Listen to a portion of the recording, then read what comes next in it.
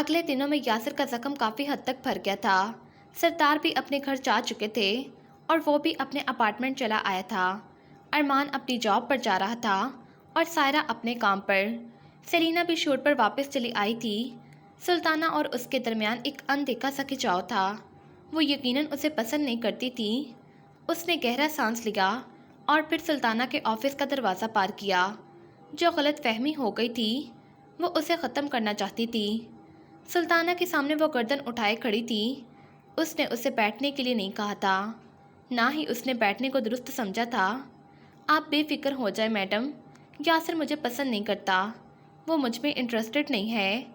ہم دونوں میں صرف ایک ورک ریلیشن ہے جو جلد ہی ختم ہو جائے گا۔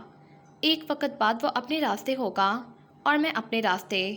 مجھے بھی ایک وقت تک لگتا رہا کہ شاید میری موجودگی یاسر کے کریئر کے لیے باعث تکلیف ہوگی، لیکن وہ لمحے پر کو ٹھہری تھی۔ سامنے براجمان دبلی پتلی سی سلطانہ نے اسے انہی سپاٹ آنکھوں سے دیکھا تھا۔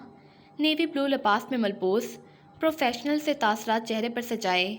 میں غلط تھی میڈم، یاسر باقی سب کی طرح کمزور اعصاب کا انسان نہیں ہے، نہ ہی کمزور عقائد کا بندہ ہے۔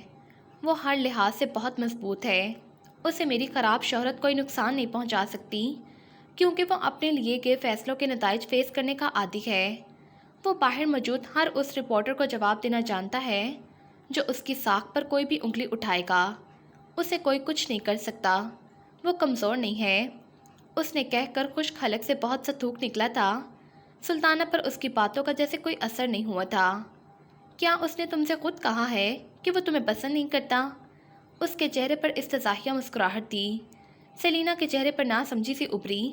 جی میڈم، اس نے مجھے خود بتایا ہے کہ وہ مجھ میں دلچسپی نہیں رکھتا، اور تم نے اس بات پر یقین کر لیا۔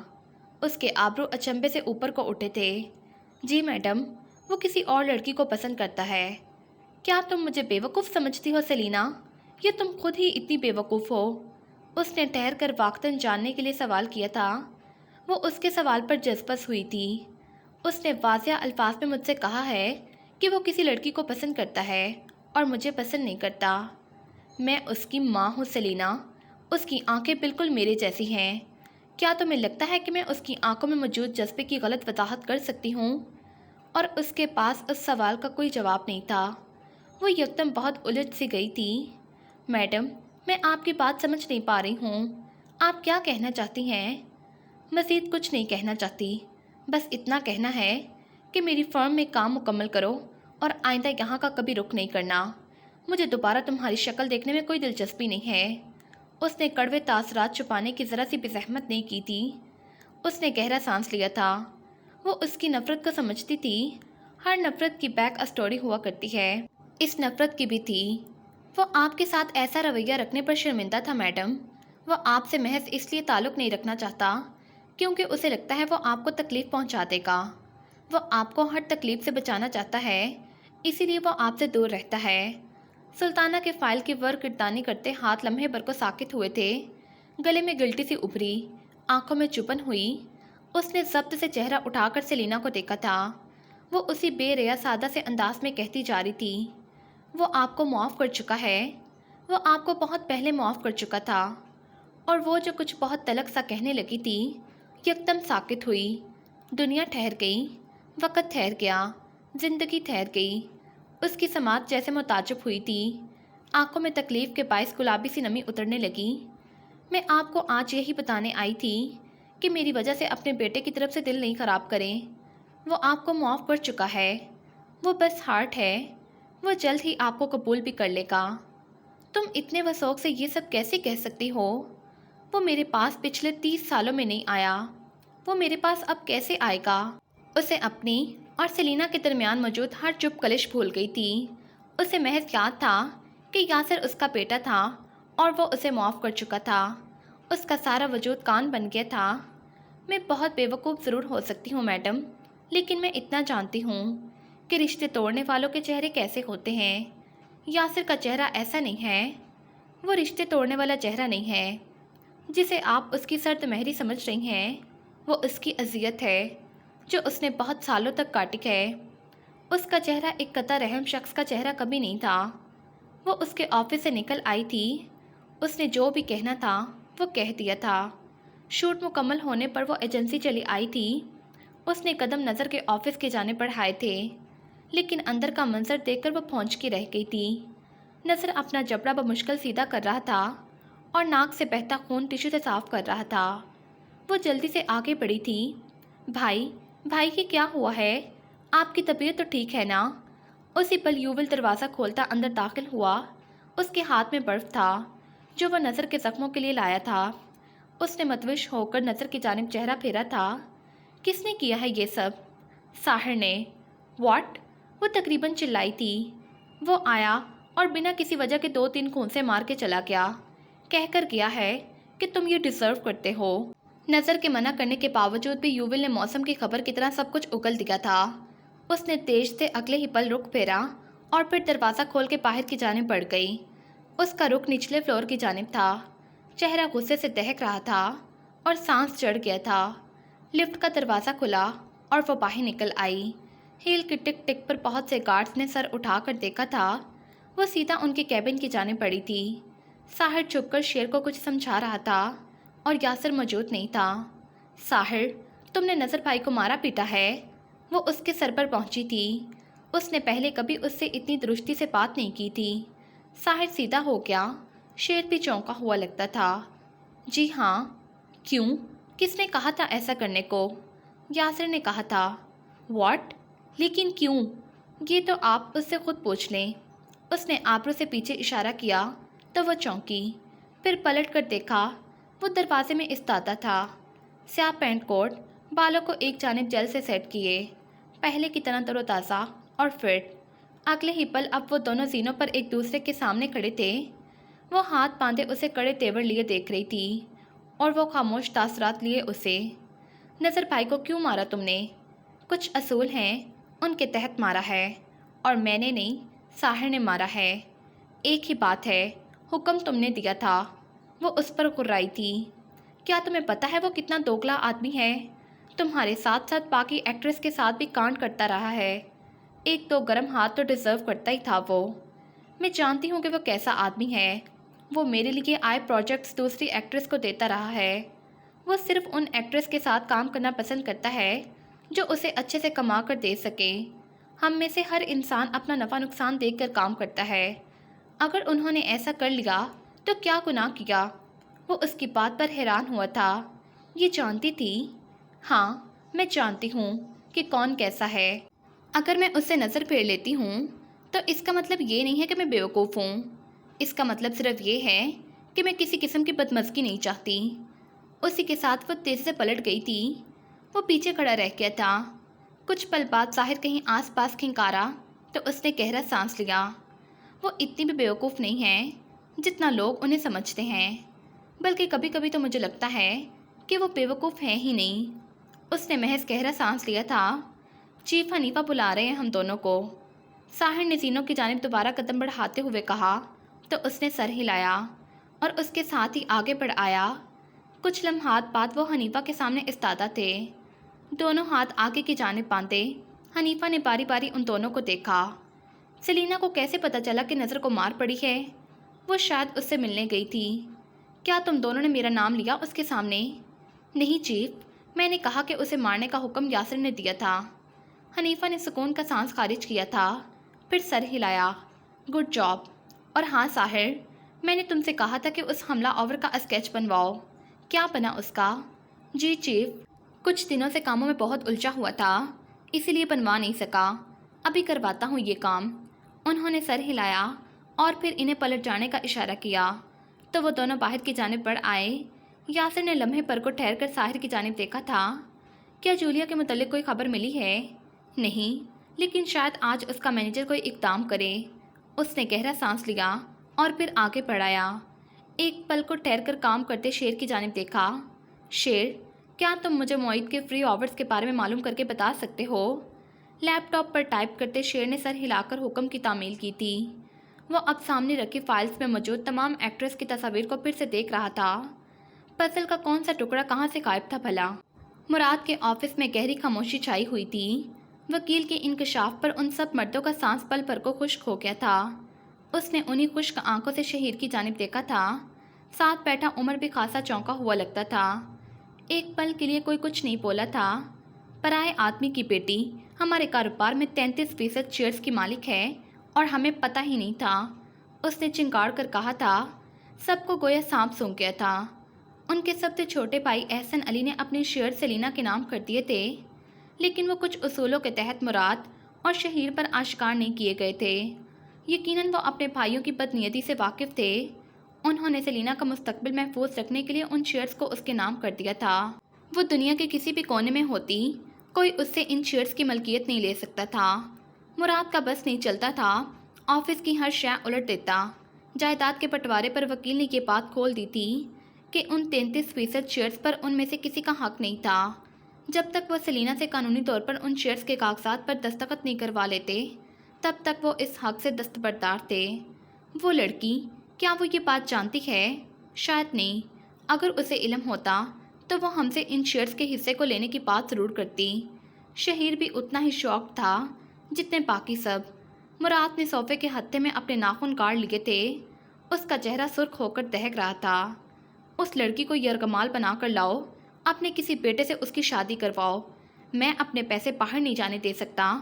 میں نے اس کاروبار کے لیے دن رات محنت کی ہے، وہ ضبط کھو کر بولا تھا۔ لمحے بھر کے لیے سب کے چہرے سفید ہوئے تھے۔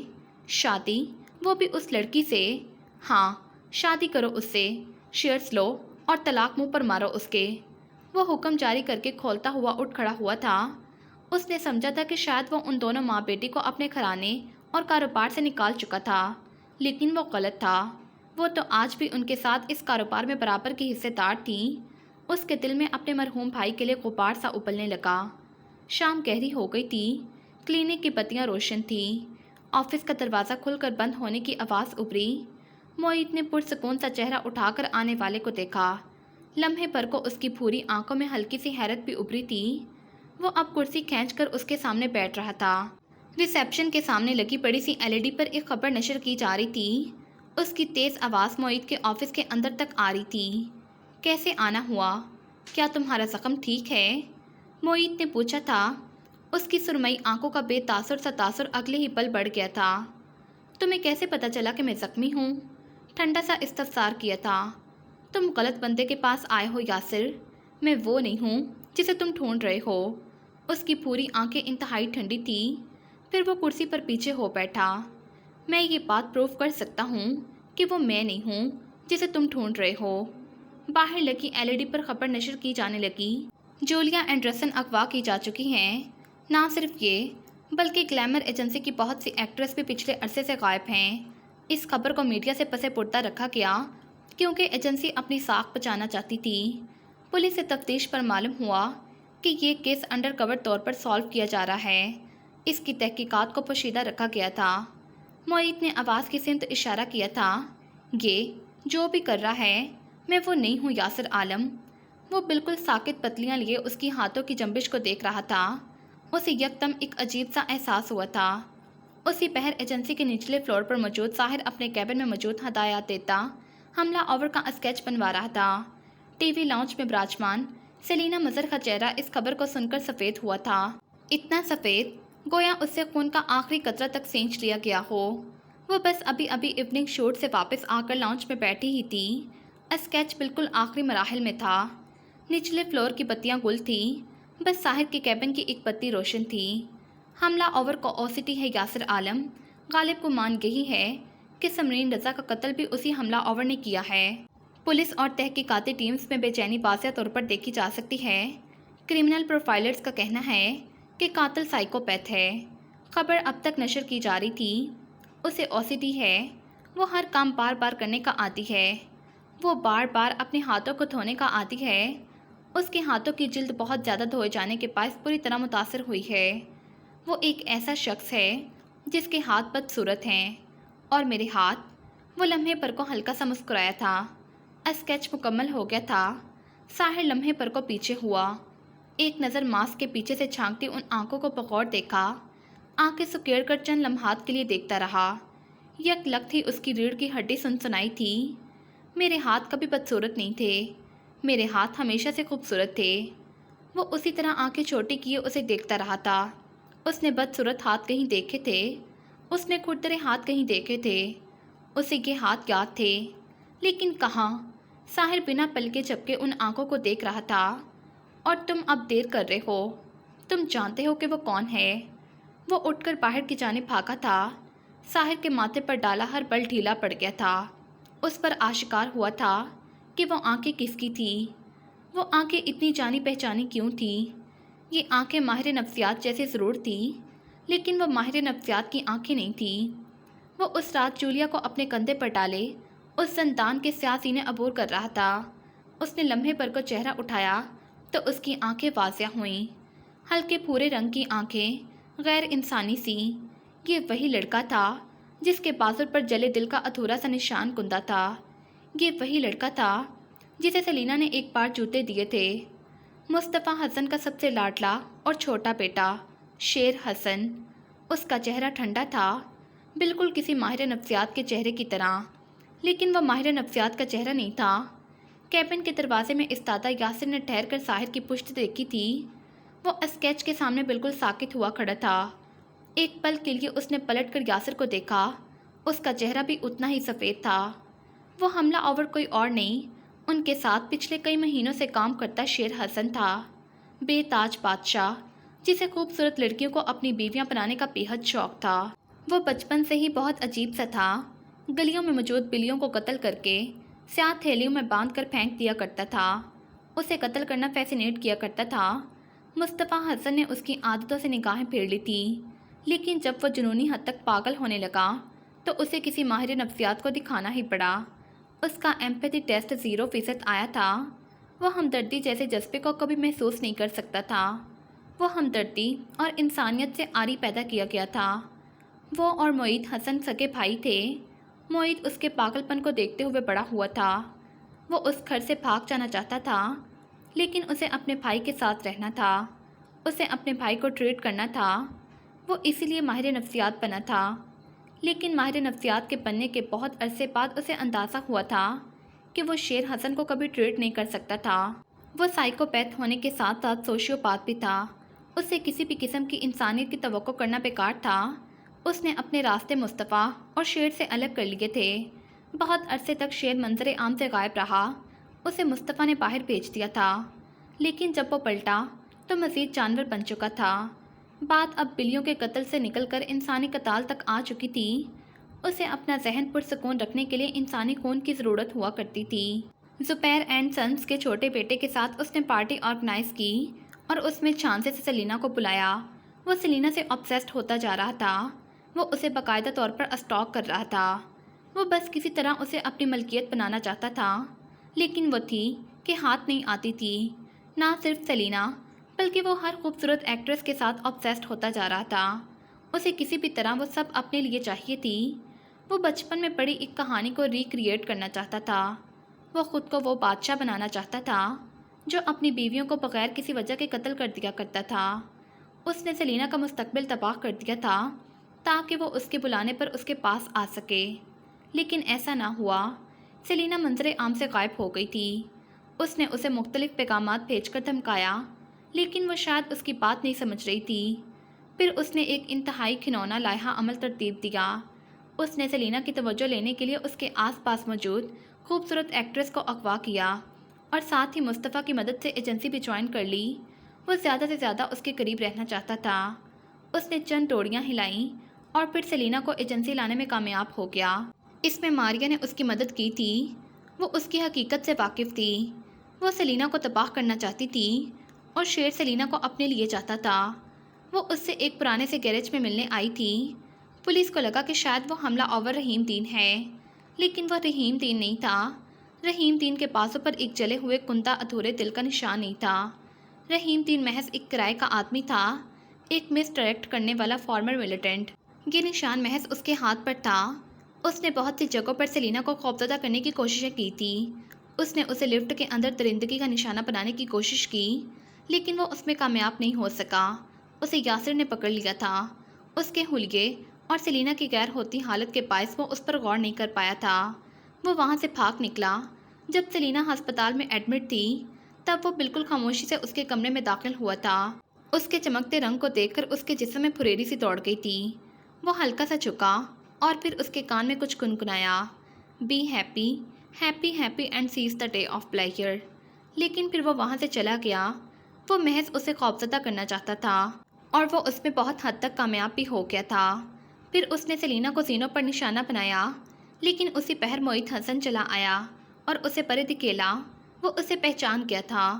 اس رات وہ اسے وہاں سے نکال کر رحیم دین کو پولیس کے حوالے کرنے میں کامیاب ہو گیا تھا، لیکن پھر اس نے گھر میں داخل ہوتے ہی اسے بہت مارا تھا۔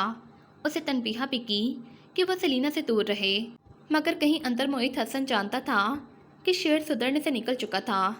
اسی بدلے کے لیے اس نے معید کے آفس میں اپنا ہتھیار رکھ دیا تھا، ایک بھاری بھرکم ہتھوڑی، جس سے اس نے سمرین رضا کو بے دردی سے قتل کیا تھا۔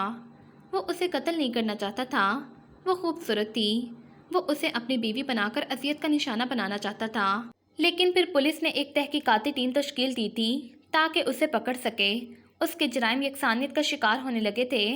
اسے تحقیقاتی ٹیم کو مس ڈائریکٹ کرنا تھا اور اسی لیے اس نے اپنے مخصوص پیٹرن کے بجائے دوسرے انداز سے سمرین رضا کو قتل کر دیا تھا۔ اس نے پولیس کو کنفیوز کرنا تھا اور وہ اس نے کر دیا تھا، لیکن ڈپریشن ہر پل گہرا ہوتا جا رہا تھا۔ وہ بچپن سے ہی ڈپریشن کا مریض تھا۔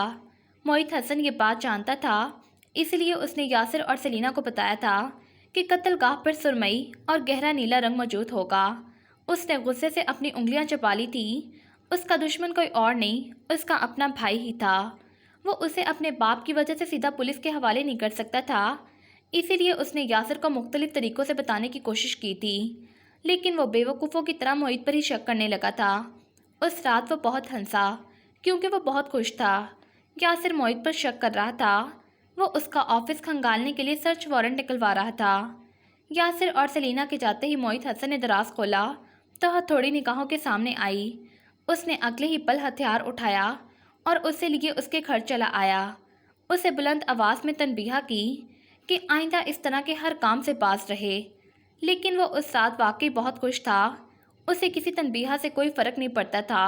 اس کا پلان کامیاب جا رہا تھا، لیکن تحقیقاتی ٹیم اب ان کی ایجنسی تک پہنچ گئی تھی۔ ارمان یاسر سے کیس کو ڈسکس کر رہا تھا۔ وہ دروازے کے باہر ہی ٹھہر گیا تھا۔ جب ارمان باہر نکلا تو وہ اندر داخل ہوتے ہوئے اس سے جان بوجھ کے ٹکرایا۔ ارمان مسکرایا۔ وہ سمجھا تھا کہ شاید وہ یاسر کو تنگ کرنے اندر داخل ہو رہا تھا، لیکن در حقیقت وہ ان کی گفتگو سننے کے لیے کھڑا رہا تھا۔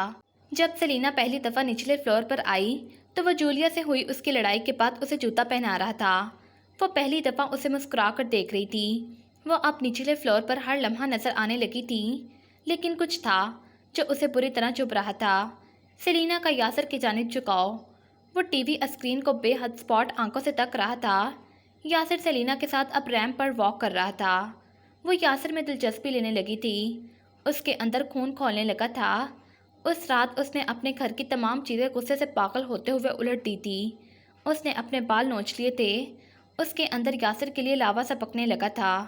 اس نے ماریا حسن سے رابطہ کیا اور اس نے یاسر اور سیلینا دونوں کو جدا کر دیا۔ ان دنوں وہ پھر سے بہت خوش رہنے لگا تھا۔ سیلینا یاسر کی کچھ چیزیں واپس کرنے ایجنسی چلی آئی تھی اور اس نے اس سے اچھا موقع نہیں دیکھا تھا یاسر کو نقصان پہنچانے کا۔ وہ واقعہ اس انداز سے ہوا تھا کہ دیکھنے والی آنکھوں کو لگتا اس نے سیلینا کو نقصان پہنچانے کے لیے ان تاریک گلیوں میں بلایا تھا، لیکن در حقیقت وہ یاسر کو نشانے پر رکھنے والا تھا۔ اس نے سیلینا کو محض خوفزدہ کیا اور یاسر کو بری طرح زخمی کیا۔ یاسر معید پر شک کرتا تھا، لیکن معید کا قد چھوٹا نہیں تھا۔ اس کا قد اس سے 3 انچ دراز تھا۔ اس نے خود کو مکمل طور پر معید ثابت کرنے کی کوشش کی تھی۔ اس نے 3 انچ بلند جوتے پہن رکھے تھے، امپورٹڈ اور انتہائی مہنگے جوتے، لیکن اس دفعہ وہ یاسر کی بات سن کر چونکا تھا، بلکہ وہ پہلی دفعہ اس سارے عرصے میں بوکھلایا تھا۔ یاسر بے وقوف نہیں تھا، وہ جانتا تھا کہ بندہ ایجنسی کا ہی تھا۔ اس نے اسے پرے دھکیلا اور تاریک گلیوں میں غائب ہو گیا۔ چہرے سے ماسک اتارا، ٹھنڈا یک چہرہ سامنے آیا۔ یاسر کی مار کی وجہ سے اس کے سر پر چوٹ لگی تھی، لیکن اسے جلد از جلد اسے ٹریٹ کر کے یاسر کے پاس پہنچنا تھا۔ وہ ان کے لیے ایک معصوم گارڈ تھا، اسے معصوم گارڈ ہی رہنا تھا، لیکن اس سے غلطیاں سرزد ہوئیں۔ کیس کی فائلز ایجنسی میں موجود تھیں، ان کے کیبن میں، لیکن وہ ان تینوں کی موجودگی میں ان فائلز کو ہاتھ نہیں لگا سکتا تھا۔ وہ ان کی غیر موجودگی میں ایجنسی چلا آیا، لیکن پھر اسے ساحر نے پکڑ لیا۔ وہ اس سے بچ کر بھاگ نکلا تھا۔ جب حنیفہ نے سلینا کے پاپ ہونے کا انکشاف کیا تو وہ سن رہ گیا تھا۔ وہ واقعتاً حیران ہوا تھا۔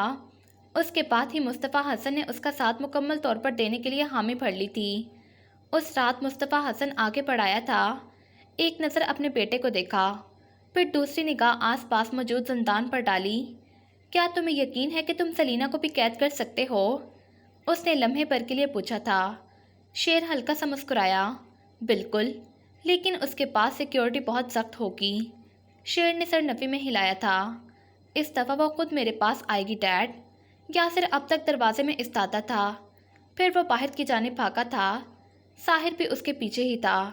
سلینا میڈم سے کہیں کہ کسی فون کال کا جواب نہیں دیں، ان سے کہیں کہ گھر سے باہر نہ نکلیں۔ ساحر فون پر حنیفہ کو تیزی سے ہدایت دے رہا تھا۔ دوسری جانب حنیفہ نے مدوش آنکھوں سے خالی کار پورچ کو دیکھا تھا۔ وہ وہاں نہیں تھی، وہ جا چکی تھی۔ وہ اٹھ کھڑے ہوئے تھے۔ ہر جانب شدید بے چینی سے پھیل گئی تھی۔ نیوز چینلز پر اینکرز تہلکہ خیز انکشافات پر چیخ رہے تھے۔ ان کے ہاتھ مصطفیٰ حسن کے چھوٹے بیٹے کی ہوش شبہ میڈیکل رپورٹس لگ گئی تھی۔ اپنے ٹی وی لاؤنج میں براجمان ماریا لمحے بھر کو پیچھے ہوئی تھی۔ اس کی آنکھوں میں سرد مہر سے کاٹ تھی۔ پھر وہ اٹھ کھڑی ہوئی، ساتھ رکھے سفری بیگ کا ہینڈل پکڑا اور اسے اپنی جانب گھمایا۔ ایک ہاتھ سے اذلان کو تھاما۔ ملازم اس کا باقی سامان لیے جانے کے لیے بالکل تیار لگ رہے تھے۔ اگلے ہی پل کمرے سے شعیب بستامی نکلا تھا۔ یہ سب تم نے کیا ہے؟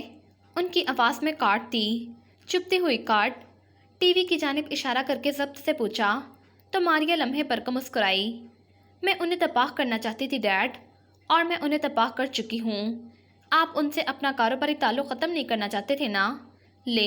میں نے آپ کا کام آپ کے لیے آسان کر دیا ہے۔ اب وہ مصطفیٰ حسن آپ کے ساتھ کیا کرے گا، یہ سوچنا آپ کا کام ہے، میرا نہیں۔ اس نے ملازم کو آبرو سے اشارہ کیا اور باہر کی جانب بڑھ گئی۔ اس کی فلائٹ کا وقت ہوا چاہتا تھا۔ واجد کے آفس کے باہر رپورٹرز کا جمع غفیر تھا۔ ہر جانب سے مائکس امٹ کر اس کے چہرے پر آ رہے تھے۔ وہ بجتے فون پر چھپٹا تھا، پھر اپنے باپ پر دوسری جانب چیخا۔ اسے شیر اور معید کبھی نہیں پسند تھے، اور آج اسی شیر نے ان سب کو ڈبو دیا تھا۔ مصطفیٰ حسن اپنے سیکرٹری کے ساتھ باہر کی جانب بڑھ رہا تھا۔ اسے جلد از جلد شیر کے پاس اس زندان تک پہنچنا تھا، اس سے قبل کہ وہاں کوئی اور پہنچ جاتا۔ سلینا کہاں گئی ہے؟ ان کا فون بھی نہیں لگ رہا۔ یاسر بے چینی سے اس کا نمبر ڈائل کر رہا تھا۔ وہاں موجود ہر شخص ہی اس کا نمبر ملا رہا تھا، لیکن جواب ندارد۔ وہ ارمان کے گھر میں موجود تھے، لاؤنج کے عین درمیان میں۔ حنیفہ کا رنگ سفید تھا اور سلمان کا چہرہ عجیب طرح سے خاموش تھا۔ ارمان اپنی تحقیقاتی ٹیم سے مستقل رابطے میں تھا۔ انہیں جو ہی شیر کے متعلق کوئی اطلاع ملتی، وہ اسے گرفتار کرنے کے لیے نکلنے والے تھے۔ ہر جانب عجیب سی گھٹن تھی، کثافت تھی، یوں لگتا تھا گویا سانس ٹھیک سے نہیں آئے گا۔ دوسری جانب موجود شیر اس زندان میں موجود ہر ایکٹریس کو دیکھ رہا تھا۔ اس نے انہیں اتنا ٹارچر کیا تھا کہ اب وہ سب سہمی سی زندان کی سلاخوں سے لگ کر بیٹھی ہوئی تھی۔ وہ ہر گزرتے لمحے میں گھڑی کو دیکھ رہا تھا، پھر مسکرا کر جولیا کو دیکھا جو سلاخوں سے لگی اسے خون خوار نگاہوں سے دیکھ رہی تھی۔ اب تک تو اسے آ جانا چاہیے تھا، تم سب کی ساتھی کو۔ اب کسی ظلم کا نشانہ بنانے والے ہو تم؟ جولیا کی پھٹی پھٹی سی آواز ابھری تھی۔ شیر گردن پیچھے پھینک کر ہنسا، وہی جسے تم سب ایکٹریس بالکل بھی پسند نہیں کرتی۔ وہ چند پل اسے ناسمجھی سے دیکھتی رہی اور پھر بری طرح چونکی۔ سلینا، شیر اب تک ہنس رہا تھا۔ درمیان میں موجود قدیم سے ٹیبل پر اس کا پستول، تیز پھل والا چاقو اور ہتھوڑا رکھا تھا۔ ہاں، وہی انتہائی بیوقوف لیکن خوبصورت عورت، میری آخری اور حسین بیوی۔ وہ یہاں کبھی نہیں آئے گی، وہ پھنکاری تھی۔ شیر گردن پیچھے پھینک کر ہنستا جا رہا تھا۔ وہ آئے گی، وہ تم لوگوں کو بچانے ضرور آئے گی۔ میں نے اسے تمہاری انتہائی گھٹیا تصویر بھیجی ہے، وہ تمہیں بچانے کسی بھی حال میں آئے گی۔ وہ تم ایکٹریس جیسی خود غرض نہیں ہے، اسے آج اس کی انسانیت ختم کروا دے گی، یا مجھے کہنا چاہیے کہ اس کی بے وقوفی۔ اسی پہر کسی نے تاریخ قدیم محل کا داخلی دروازہ عبور کیا تھا۔ سیاہ سلک کے لباس میں ملبوس، بالوں کو جوڑے میں قید کیے، اس کے جوڑے میں ہتھیلی جتنی لمبی پتلی سی چاندی کی جوڑا اسٹک لگی ہوئی تھی۔ اس ایک پتلی سی چمکتی اسٹک نے اس کے سارے بالوں کو سمیٹ کر گرنے سے روکا ہوا تھا۔ وہ اب ہیلز کے ساتھ آگے بڑھ رہی تھی۔ قدم محل کے زرد کمکموں میں اس کا سایہ زمین سے ہوتا ہوا دیواروں پر پڑ رہا تھا۔ اس کی بے وقوفی نے اسے زندگی میں ایسی جگہ لا کھڑا کیا ہے جہاں سے وہ چاہے بھی تو نہیں نکل سکتی۔ خوبصورت عورتیں بے وقوف ہوتی ہیں، کچھ شک نہیں اس کے احمق ہونے میں۔ وہ اب تک بول رہا تھا۔ پیچھے ارمان کے لاؤنج میں سب موجود تھے۔ اسی لمحے سلمان نے چہرہ اٹھا کر گہرا سانس لیا۔ مجھے پتا ہے وہ کہاں گئی ہے، آہستہ سے کہا تو سب نے گردنیں تیزی سے گھما کر ان کی جانب دیکھا۔ یاسر نے انہیں دیکھا اور پھر دیکھتا رہا۔ اس کے ماتھے پر ڈالا ہر بل ڈھیلا پڑتا گیا تھا۔ کیا مطلب بابا، کہاں گئی ہیں وہ؟ ارمان تیزی سے آگے ہوا تھا۔ سلمان نے ایک نگاہ یاسر اور حنیفہ کے سفید چہروں پر ڈالی تھی۔ اس نے اپنی لوکیشن ایک لمحے پہلے ہی بھیجی ہے مجھے۔ انہوں نے موبائل میں موجود پیغام یاسر کے سامنے کیا تھا۔ اس نے ہاتھ نہیں بڑھایا، وہ بس خاموش چبھتی آنکھوں سے سلمان کو تک رہا تھا۔ سیاہ لباس میں موجود لڑکی آگے بڑھ آئی تھی۔ وہ اب زندان کو جاتے سینے عبور کر رہی تھی۔ اس کی ہیل کی ٹک ٹک پر بہت کچھ لمحے پر کو ساکت ہوا تھا۔ ایکٹریس سلاخوں تک اٹھ آئی تھی۔ شیر کی چلتی زبان ٹھہر گئی تھی۔ سب نے چہرے گھما کر یک بارگی آنے والے کو دیکھا تھا۔ بادشاہ کی کہانی مکمل نہیں ہوئی تھی۔ بادشاہ کی کہانی میں ایک بہت اہم پزل تھا جو شیر نے حل نہیں کیا تھا۔ وہ کہانی کا ایک ایسا حصہ تھا جسے وہ نظر انداز کر گیا تھا۔ وہ ریلنگ تک بڑھ آئی تھی۔ اب وہ قدیم بیلوں سے ڈھکی اس ریلنگ پر ہاتھ پھیرتی نیچے اتر رہی تھی۔ اس کی آنکھیں شہد رنگ تھیں، بالکل بالوں کے رنگ جیسی۔ مشہور تھا کہ وہ احمق ترین اداکارہ تھی، لیکن یہی تو وہ حصہ تھا جو شیر سے مس ہو گیا تھا۔ یہی تو وہ پوائنٹ تھا جو لوگ اس کے بارے میں غلط انداز سے سمجھتے تھے۔ حنیفہ کے لاؤنج میں استادہ یاسر برف ہوتا جا رہا تھا۔ ایک لمحہ لگا تھا اسے سمجھنے میں کہ وہ کہاں چکا تھا۔ کیا تم جانتے ہو شیر کہ کہانی بادشاہ کی شادیوں پر ختم نہیں ہوتی، نہ کہانی اس کے قتل پر ختم ہوتی ہے؟ وہ سکون سے کہتی آگے بڑھ رہی تھی۔ شیر اسے نہ سمجھی سے دیکھتا بالکل آہستہ سے اٹھا تھا۔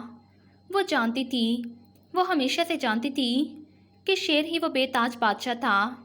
سلمان نے کہا تو حنیفہ بے دم سے صوفے پر گرے۔ اس نے کیا کہا تھا آپ سے؟ اس نے پوچھا، آواز بے حد کھردری تھی۔ سلمان نے تھوک نکل کر اسے دیکھا تھا۔ اس نے کہا تھا کہ میں وہاں اس سے ملنے ضرور جاؤں گی، کیونکہ یاسر مجھے ہر حال میں بچانے آئے گا۔ وہ تمہارا انتظار کر رہی ہوگی۔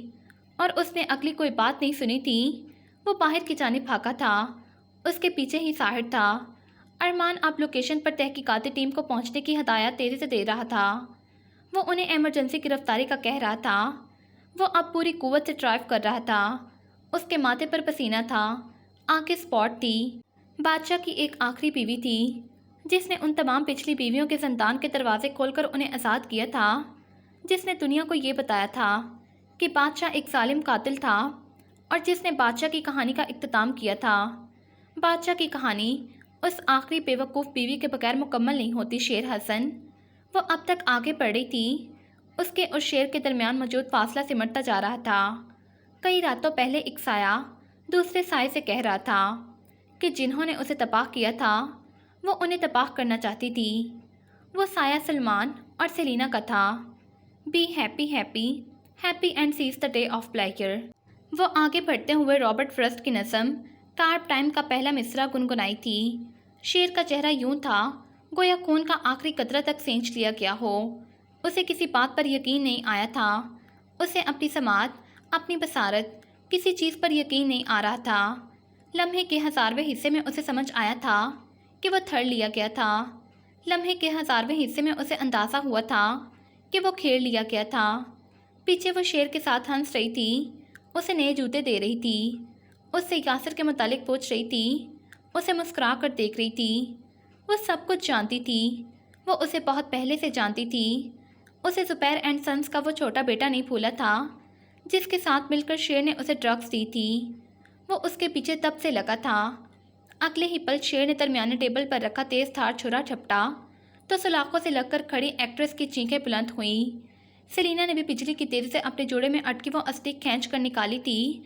اس کی تیز نوک چاندی کی مانند چمکی تھی۔ بال کھل کر پشت پر یک لخت ہی بکھر گئے تھے۔ اس کی شہد رنگ آنکھیں اتنی اسپاٹ تھیں کہ حد نہیں۔ تم نے مجھے تباہ کرنے میں کوئی کسر نہیں چھوڑی تھی۔ اس کی آنکھیں ضبط سے گلابی ہوئی تھی، दांत जमे हुए थे। शेर बस उसे पहुंचता हुआ देख रहा था। मैं तुम्हें बताने आई हूँ शेर हसन कि योर गेम इज़ ओवर। वो तन्हा उस पुल पर खड़ी थी, बिल्कुल तन्हा। उसकी आंखों में उस स्याह रात तले बहुत से आंसू चमक रहे थे। वो रो नहीं रही थी, वो आसानी से नहीं रोया करती थी। उसे अपने आंसू रोकने में महारत हासिल थी। वो एक एक्ट्रेस थी, एक माहिर अदाकारा, जिसने एक ज़िंदगी कुर्बान करके दूसरी ज़िंदगी हासिल की थी और अब वो उसी ज़िंदगी से हाथ धोने जा रही थी। उसे अपना काम अजीज़ था, अपनी ये चमचमाती ज़िंदगी अजीज़ थी। उसे अपना करियर अजीज़ था और सबसे बढ़कर उसे अपने काम का याद रह जाना अजीज़ था। लेकिन अब सब कुछ जैसे रेत का भुरभुरा सा ढेर बनता जा रहा था, गिरने को बेताब, गिरकर फना होने के लिए तैयार। उसी पल इंसानी गोश्त में कुछ तेज़ धार सा खोंपे जाने की आवाज़ उभरी थी। इंतहाई मकरू आवाज़ थी वो। खून के कई कतरे मिट्टी से लदी ज़मीन पर गिरे थे। उसने अपनी नोकीली चांदी की अस्तिक शेर के पास में पूरी कुव्वत से खोंपी थी और शेर ने उसी पल अपना तेज़ धार छुरा उसके पेट में कहीं अंदर तक खोंप दिया था। एक्ट्रेस की दिलदोज़ चीखें बुलंद होने लगी थी। बाहर से पुलिस की गाड़ियों के सायरन की आवाज़ें उभरी, दरवाजे खुलकर बंद होने की आवाज़ें, भागते कदमों की आवाज़ें। वो पागलों की तरह उस ज़ंदान नुमा महल के अंदर दाखिल हुआ था, पुलिस की भारी नफरी के साथ। उसके हाथ से अस्तिक छूट कर गिरी थी। उसकी आंखों से एक आंसू भी टूट कर गिरा था। खून अब तक टपक रहा था। शेर अपने बाजू से निकलते खून को बमुश्किल हाथ से दबाता दूसरी जानिब भागा था। अजीब शोर हंगामा समझ गया था हर जानिब। एक्ट्रेस बुलंद आवाज़ से रो रही थी, गिरियावज़ारी कर रही थी, बैन कर रही थी। उनकी एक साथी उन सबको बचाने के लिए अपनी ज़िंदगी से हाथ धोने जा रही थी। वो गिरी नहीं, उसने लड़खड़ाकर साथ मौजूद टेबल को थाम लिया था। एक हाथ जख्म पर भी रखा। चुरा अब तक अंदर घुपा हुआ था। उसकी बसारत धुंधला रही थी। उसकी समात मांद पड़ती जा रही थी। वो जीने उतर रहा था तेज़ी से, यूं गोया वो अपने पैरों तले उन जीनों को रौंद देना चाहता हो। जीनों के पार रेलिंग मौजूद थी। वो अपने शेप में बने जीनों तक आया और सेलिना को देखकर बस एक पल के लिए लड़खड़ाया। करीब था वो ज़मीन पर बुरी तरह आ गिरती, लेकिन वह भागकर उस तक पहुंच गया था, उसे गिरने नहीं दिया। सेलिना ने बंद होती आंखों से उसे देखा। उसकी आंखों में बहुत आंसू थे। खून से लथपथ हाथ लिए उसने यासर का कोट मुट्ठी में जकड़ लिया था। अहलकार अब तेज़ी से नीचे उतरते ज़िंदान के दरवाजे खोल रहे थे। कोई शेर को पकड़ने दूसरी जानिब भागा था, लेकिन इस सारी अफरा तफरी में वो उसे लिए बैठा रह गया था। मुझे पता था तुम आओगे, आंसू ठिलका और फिर गर्दन भी एक जानिब लुढ़क गई। कदम ज़िंदान की जालिम कहानी अपने इख्तिताम को पहुंची थी बिलाखिर। इस कहानी के आगाज़ और इख्तिताम पर महज खून ही खून था। उसके खून से यासिर की सफ़ेद ड्रेस शर्ट सुर्ख हो रही थी। उसने उसे हाथों में उठाया और फिर इस अफरा तफरी में उसे लिए बाहर की जानिब बढ़ आया। उसके कदम मतवाज़न थे और हाथों में हल्की सी लर्जिश थी। उसे खो देने का ख्याल जान निकाल रहा था उसके कदमों से। क्या आप मेरी मदद करेंगे सलमान सर? वो उसे लिए आगे ही आगे बढ़ रहा था। वो शेर को तमाम सबूतों के साथ पकड़ना चाहती थी। वो इस मौका को ज़ाया नहीं करना चाहती थी, लेकिन इस लायहा अमल में उसे एक मुहाफ़िज़ की ज़रूरत थी। उसने सलमान की मदद से यासिर को अपने लिए इस्तेमाल किया था। वो लोगों के दरमियान से उसे निकाल लाया था, लेकिन उसे कहीं दरमियान में यासिर से मोहब्बत हो गई थी, जो कि उसके लायहा अमल का हिस्सा हरगिज़ नहीं था। और गार्ड जान गया था कि वह एक्ट्रेस के हाथों इस्तेमाल किया गया है, लेकिन अजीब था कि वो उसे अपने बाजों में लिए आगे ही आगे बढ़ रहा था। शायद वो ठीक ही कहता था।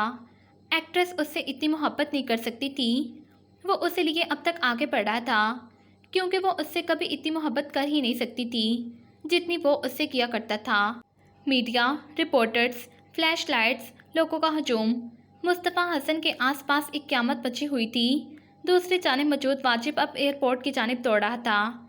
असलान और मारिया के मुल्क छोड़ने की इत्तला मिलने पर वो हर एमरजेंसी पर लानत भेजता यहाँ चला आया था, लेकिन उसने देर कर दी थी। मारिया और असलान को गए हुए कई घंटे हो चुके थे। उसने वहीं खड़े खड़े अपने बाल नोच लिए थे।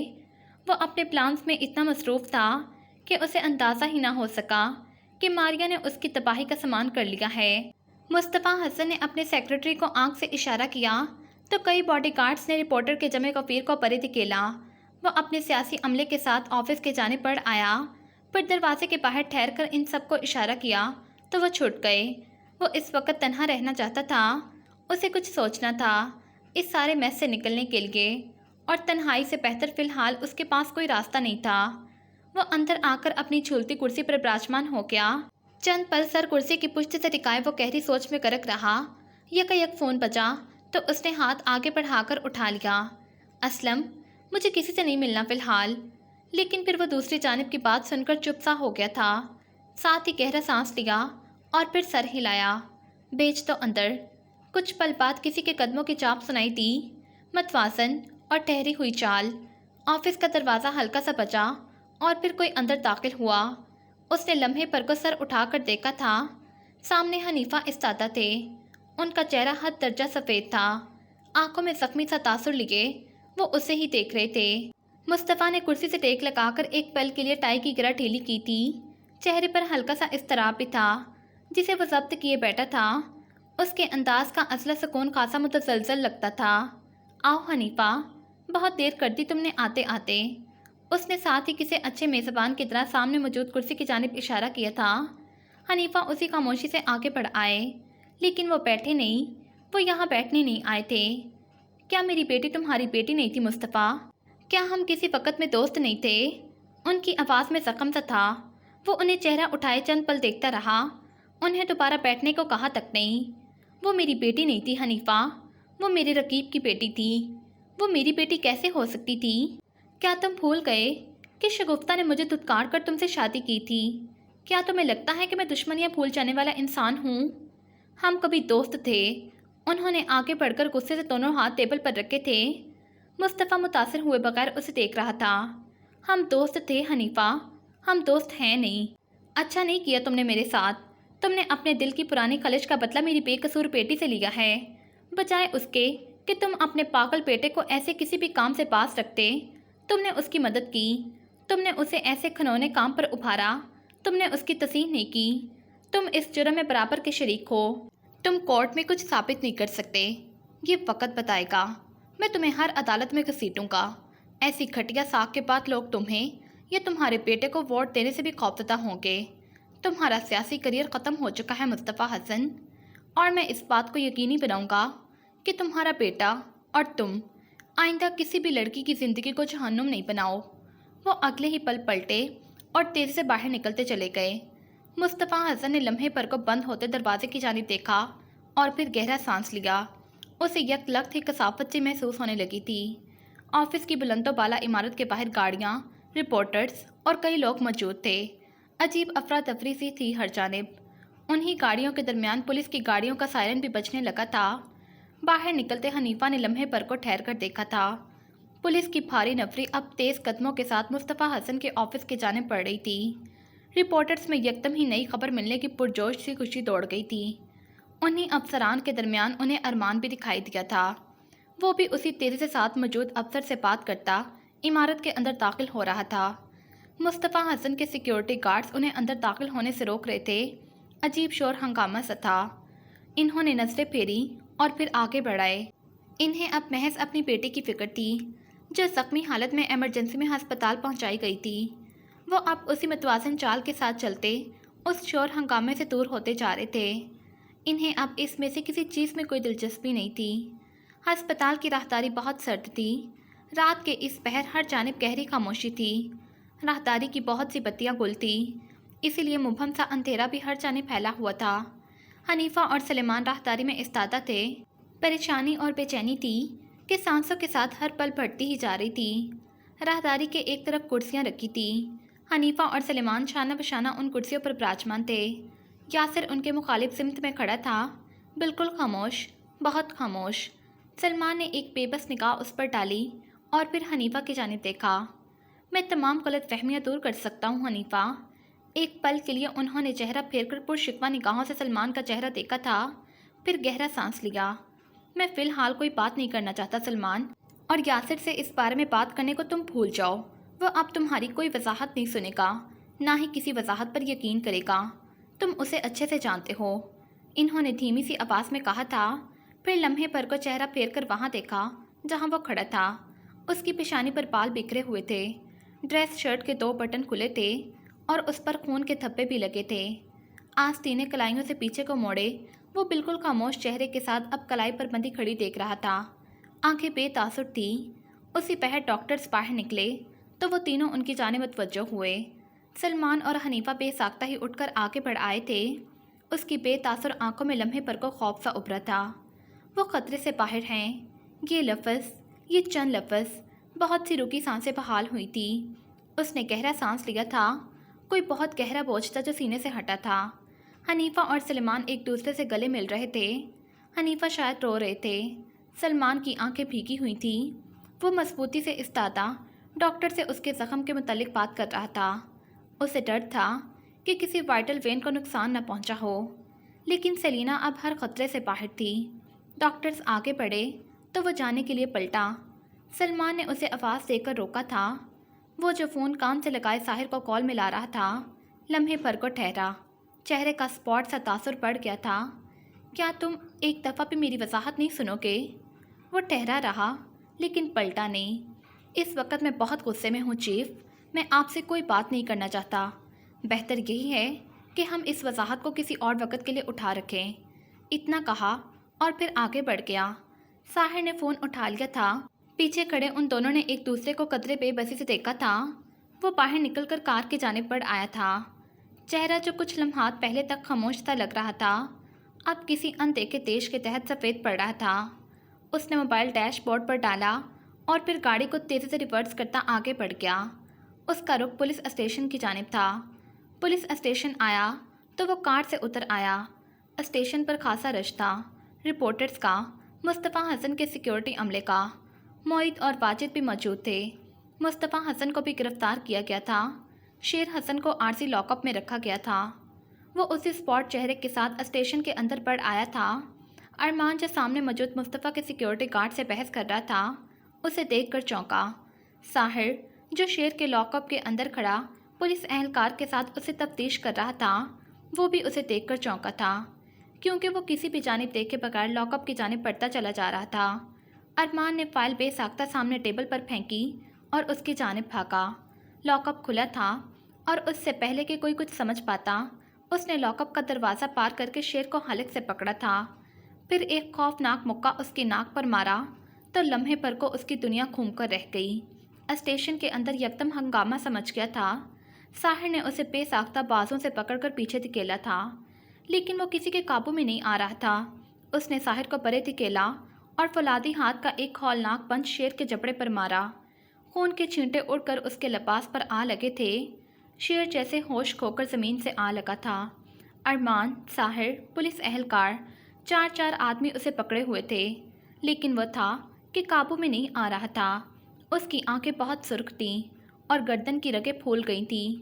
तो पागल हो गया है क्या? ये क्या कर रहा है? अरमान उस पर ठाड़ा था।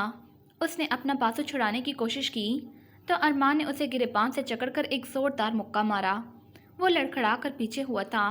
उसे जैसे यकदम ही होश आया था। पुलिस एहलकारों ने उसे जल्द अज जल्द लॉकअप से बाहर निकाला और दरवाज़ा बंद किया। किसी ने डॉक्टर को भी फ़ोन किया। शेर बेहोश हो गया था। मुस्तफ़ा हसन पुलिस एहलकारों पर चिंगाड़ रहा था। वो यासिर को गालियाँ दे रहा था। मोहित बिल्कुल ठंडे चेहरे के साथ सब देख रहा था और वाजिद ने चेहरे पर मौजूद ज़ख्मों के पुराने निशान पर बेसाख्ता ही हाथ फेरा था। आह, दर्द अब तक हो रहा था। अरमान और साहिर अब उसे घसीटकर स्टेशन से बाहर ले जा रहे थे। वो बफरा हुआ था। उसे काबू नहीं किया जाता तो वो यकीनन किसी का तो कत्ल कर ही देता, और उसे कत्ल करने के लिए पिस्तौल या छुरी की ज़रूरत हरगिज़ भी नहीं पड़ती। 2-3 मज़ीद हौलनाक पंच शेर को दोज़ख में पहुंचाने के लिए काफ़ी थे। साहिर और अरमान उसे बमुश्किल संभाल कर बाहर की जानिब बढ़ आए थे। साहिर कार से ठंडे पानी की बोतल निकाल कर लाया तो उसने पानी कटाकट हलक से उतार लिया। वो पसीने में शराबूर हो रहा था। अरमान ने गहरा सांस लेकर बालों में हाथ चलाया था। फिर बेंच पर बैठे यासिर को बेयकीनी से देखा। मेरा ब्लड प्रेशर हाई कर दिया है तुमने। तुम तो कभी गुस्से में अपने जज्बात को हावी नहीं होने देते। अब क्या हो गया था तुम्हें? वो उस पर बरस रहा था। यासिर की हालत कुछ बेहतर लग रही थी। रंगत जो मुतगैर थी अब के बहाल हो रही थी। सांस भी कदरे बेहतर हो गया था। साहिर खामोशी से उन दोनों को देख रहा था। जज्बात तो हावी होंगे ना, दूसरी जानिब सेलिना है, साहिर ने कहा तो अरमान ने गहरा सांस लिया। मुझे पता है कि दूसरी जानिब वो हैं, میرا بھی شیر کو تختہ دار تک پہنچانے کا بہت دل کر رہا ہے، لیکن یہ پولیس اسٹیشن ہے، یہاں کارروائی ہوتی ہے جرائم کی، سزا نہیں۔ سزا دینا ہمارا کام نہیں ہے۔ مصطفیٰ حسن کوئی عام آدمی نہیں ہے، بلا وجہ اپنے سر پر مصیبت لینے کا کیا مطلب ہے؟ جب ہمارا کیس مضبوط ہے تو وہ جیل میں چکی پیسے گا، اس بات کو سب جانتے ہیں۔ وہ درست کہہ رہا تھا، لیکن یاسر نے کوئی جواب نہیں دیا۔ اس نے اسے دیکھا اور پھر اس کے ساتھ آ کر بیٹھا۔ میں جانتا ہوں تم ہرٹ ہو، پلیز ارمان، وہ جیسے اکتایا تھا۔ پھر شدید پسار نگاہ ان دونوں پر ڈالی اور اٹھ کھڑا ہوا۔ اگر کورٹ میں جج نے پوچھا کہ ملزم کے چہرے پر یہ زخم کے نشان کس چیز کے ہیں تو کیا جواب دیں گے انہیں ہم؟ اس کا لاپرواہ انداز دیکھ کر ارمان کو غصہ آیا تھا۔ کہہ دینا باڈی گارڈ نے سبجیکٹ کے دفاع میں مارا ہے، اور وہ ملزم نہیں ہے، وہ مجرم ہے۔ میرے سامنے آئندہ اسے ملزم مت کہنا۔ وہ ہارٹ ہوا تھا، وہ واقعی ہارٹ ہوا تھا۔ شیر کو اس نے ہمیشہ اپنے چھوٹے بھائیوں کی طرح سمجھا تھا، سلینا کو اس نے ہمیشہ اپنے ساتھ مخلص سمجھا تھا، ماں کو اس نے ہمیشہ اپنے لیے حفاظت تصور کیا تھا، بابا کو اس نے ہمیشہ اپنے لیے نرم گرم سی آغوش سمجھا تھا۔ لیکن کیا ہوا؟ کیا فائدہ ہوا ان سب میں انویسٹ کرنے کا؟ ان سب انسانوں نے اسے دھوکہ دیا تھا۔ وہ پلٹ گیا تھا۔ پیچھے موجود ساحر اور ارمان نے بے بسی سے گہرا سانس لیا تھا۔ ماں نے بہت پہلے اس کی امید توڑ دی تھی، پاپا اسے بہت جلدی چھوڑ کر چلے گئے تھے، سلینا نے اسے استعمال کیا تھا اور شیر نے اس کے بھروسے کا ناجائز فائدہ اٹھایا تھا۔ کیا وہ ٹھیک ہو جائے گا؟ وہ اسٹیشن کی حدود سے نکل کر جا چکا تو ساحر نے ہلکی سی آواز میں پوچھا، وہ تکلیف میں ہے، اسے ٹھیک ہونے میں وقت لگے گا۔ اسٹیشن کی حدود میں اب تک جہنمی شور موجود تھا۔ وہ دونوں بھی اٹھ کر اندر کے جانے پڑ آئے تھے۔ سردار عالم کا پرسکون محل ویسے ہی کھڑا تھا، ٹھنڈا، سکینت سے بھرپور، ٹھہرا ہوا۔ رات کے پہر گھر کے سنہری کمکمے روشن تھے، سبزہ پر خالی سفید کرسیاں موجود تھیں۔ داخلی دروازے کے باہر ایک سنہرا سا لالٹین نما بلب روشن تھا۔ لاؤنج، کچن، کمرے، ہر جانب خاموشی اور سکون سا پھیلا تھا۔ پھر کسی نے داخلی دروازہ دھکیلا اور تھکے قدموں سے اندر چلا آیا۔ سردار اس آہٹ کو پہچانتے تھے، اسی لیے وہ کچی نیند سے اٹھ آئے تھے۔ لمحے بھر کو ٹھہر کر دیکھا، لاؤنج میں مبہم سی روشنی تھی، بالکل کسی غار کے سرے پر گرتے مدھم زرد سے نور کی مانند۔ یاسر، ان کی آواز در و دیوار سے ٹکرا کر پلٹ آئی تھی۔ وہ وہیں دروازے میں ٹھہرا رہا۔ یاسر بچے۔ اگلے ہی پل انہوں نے دیکھا کہ وہ قدم قدم چلتا آگے بڑھ رہا تھا، ان کی جانب آ رہا تھا، بالکل خاموشی سے۔ سردار اپنی جگہ ہی ٹھہرے رہے۔ وہ آگے بڑھا، اس کا چہرہ روشنی میں واضح ہوا، اس کی آنکھوں میں زخمی سا تاثر تھا، ہلکی سی گلابی نمی بھی تھی۔ سردار یکدم ہی پریشان ہوئے تھے۔ کیا ہوا ہے بچے؟ یہ ہاتھ کیسے زخمی ہوئے؟ سدھرو کہ نہیں نہ تم؟ ابھی کچھ دنوں پہلے ہی تو تمہارا زخم ٹھیک ہوا ہے، ایسے کیوں؟ لیکن وہ اگلی بات مکمل نہیں کر سکے۔ وہ آہستہ سے آگے بڑھ کر ان سے آ لگا تھا، ان کے گرد اپنے مضبوط بازو لپیٹ چکا تھا، اپنا چہرہ ان کے کندھے پر رکھ چکا تھا۔ سردار یکدم چپ ہوئے، بالکل چپ۔ ایک پرانا سا منظر تھا جو نگاہوں کے سامنے لہرا رہا تھا۔ وہ سعودیہ سے واپس آئے تھے، انہوں نے اپنا بیٹا کھو دیا تھا۔ تب یاسر چھوٹا تھا، وہ تب بھی انہیں دیکھ کر واویلا کرنے کی بجائے بے حد خاموشی سے ان سے آ لگا تھا۔ تب وہ ہرٹ تھا، وہ شاید آج بھی ہرٹ ہوا تھا۔ سردار نے آہستہ سے اپنے بوڑھے ہاتھ اس کے گرد حمائل کیے تھے، پھر اس کی پشت کو آہستگی سے سہلایا۔ وہ آنکھیں بند کیے ان سے لگا رہا تھا۔ کس نے ہرٹ کیا ہے میرے بچے کو؟ بے حد پیار سے پوچھا۔ وہ اپنا رخسار ان کے کندھے پر رکھے ہوئے تھا، جس سے میں نے کبھی ہرٹ ہونے کی امید نہیں کی تھی۔ اتنی ہی خاموشی سے کہا، دادا کو اس کا نام نہیں بتاؤ گے؟ اسی محبت سے پوچھا، ساتھ ساتھ اس کی پشت بھی سہلا رہے تھے۔ ان کے ایسے سہلانے پر اسے سکون مل رہا تھا۔ میں آپ کا دل اس کی طرف سے خراب نہیں کرنا چاہتا۔ وہ لمحے بھر کو چونکے تھے، آنکھوں میں نہ سمجھی سی ابری۔ جس نے تمہیں ہرٹ کیا ہے، میں اسے کیوں پسند کروں گا بھلا؟ آپ اسے ناپسند نہیں کر سکتے۔ کیوں بھلا؟ کوئی بھی اسے ناپسند نہیں کر سکتا، لوگ صرف اس سے محبت کر سکتے ہیں۔ اس کے کہنے پر وہ ایک بار پھر سے چپ ہو گئے تھے۔ وہ اب تک ان سے لگا ہوا تھا، وہ ان سے الگ نہیں ہونا چاہتا تھا۔ آپ میری زندگی میں ایک مستقل فگر ہیں دادا، آپ وہ واحد انسان ہیں جس سے میں نے محبت کی، اور اس نے مجھے جواباً تکلیف نہیں پہنچائی۔ میں آپ کی بہت قدر کرتا ہوں، میں آپ سے بہت پیار کرتا ہوں۔ اور سردار کا تو دل ہی پگھل گیا تھا۔ کتنی دفعہ چاہا تھا انہوں نے کہ جیسے وہ اس سے اپنی محبت کا اظہار کرتے رہتے تھے وہ بھی جوابی طور پر یہی کرے، لیکن وہ ایسا نہیں کیا کرتا تھا، ہمیشہ مذاق اڑاتا یا پھر ان سے جھگڑتا رہتا۔ انہوں نے نم آنکھوں کے ساتھ گہرا سانس لیا تھا۔ آج جب اس نے یوں آسانی سے کہہ دیا تھا تو کتنا اچھا لگ رہا تھا سماعت کو اس کا اعتراف، کتنا پیارا لگتا تھا اس کے منہ سے اپنے لیے ایسے الفاظ سننا۔ لمحے بھر کو انہیں لگا گویا ان کا بیٹا انہیں واپس مل گیا ہو۔ دادا بھی تم سے بہت پیار کرتا ہے بچے، دادا تمہیں دیکھ کر زندہ رہتا ہے، تم نہیں ہوتے تو میں شاید کب کا کہیں مر کھپ گیا ہوتا۔ آخر میں وہ ہنسے تو ان سے لگا یاسر ہلکا سا مسکرایا۔ اس نے مجھے استعمال کیوں کیا دادا؟ وہ مجھے ایک بار کہہ کر تو دیکھتی، کیا میں اس کا ساتھ دینے سے منع کر دیتا؟ میں اسے ہرٹ کیسے کر سکتا ہوں؟